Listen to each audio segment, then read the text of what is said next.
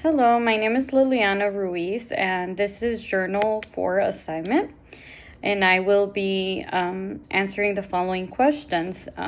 So the first question is, what experiences or understandings have you had with patients, family members, friends, acquaintances, or public figures regarding suicide ideation and death by suicide?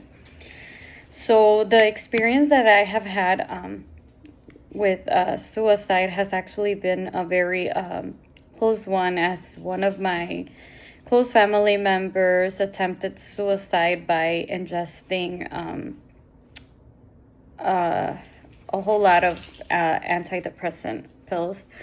I was very young when it happened, but I was old enough to know that this wasn't okay, so I quickly went, found an adult. They called the ambulance and they took them to the hospital.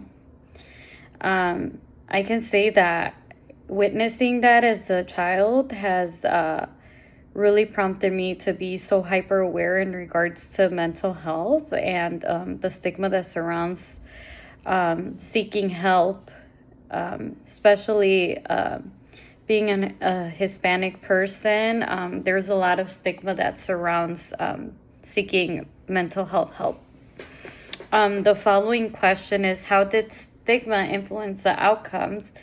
Well, again, like I said, being part of the Hispanic Latin community, there's a lot of stigma that surrounds seeking help and being mentally unwell. But I think the stigma influenced the outcome, as my family member did not want to seek therapy, and after this they were prompted to an inpatient psychiatric facility after hospitalization for a few days and receiving a one-to-one sitter. So I think after this, the stigma was, in a sense, eliminated by my family member, as they understood that it's okay to seek help and it's okay to be mentally unwell. And then the last question is, what do you think can be done to address stigma surrounding suicide ideation, death by suicide, and the impact of suicide survivors?